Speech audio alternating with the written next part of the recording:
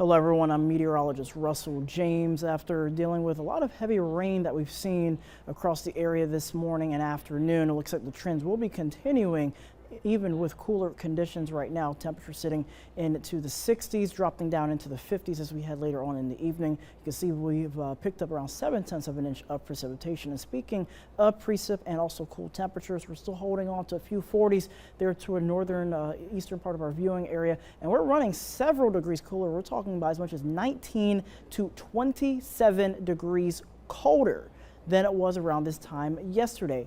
Reason behind it, northerly breeze around 10 to 20 miles per hour, and heading into the evening hours for tonight, we should drop down to around 44 degrees, rain ending early, chilly late, overcast skies, a northeasterly breeze at around 10 to 15 miles per hour. Tomorrow, heading out the door, grab the long sleeve shirt, pants, light jacket, and the hat.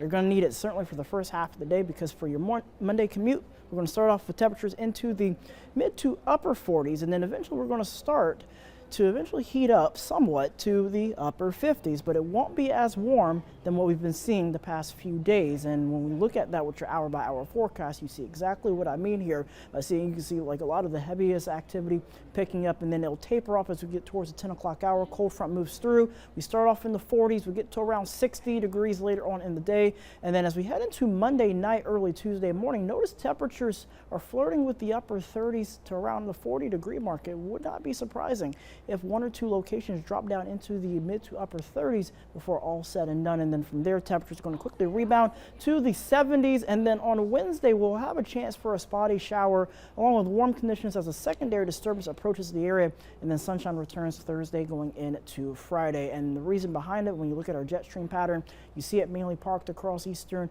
sections of the United States. Eventually, that one system begins to move past the area. We get ridging building in, and then a secondary disturbance moving through as we get into Wednesday, first part of Thursday, and then temperatures from there go from cool to practically warm as we head into Thursday. And then eventually as we go into your Friday, you'll start seeing the warmer conditions return as we head into next weekend, resulting in high temperatures going from the 60s all the way to the 80s as we head into next weekend. But before we get there, of course, we'll have a chance for a coastal shower early in the morning on Monday. We begin to dry out, temperatures warming up into the lower 60s.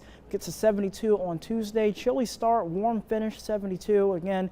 And then on Wednesday, 74 degrees, a slight chance of a brief shower, overnight lows in the upper 40s to around 50 degrees. And then sunshine returns certainly Thursday into Friday into Saturday. Temperatures rebound from the 60s close to the 70s, and we get to the 80s as we head into next week.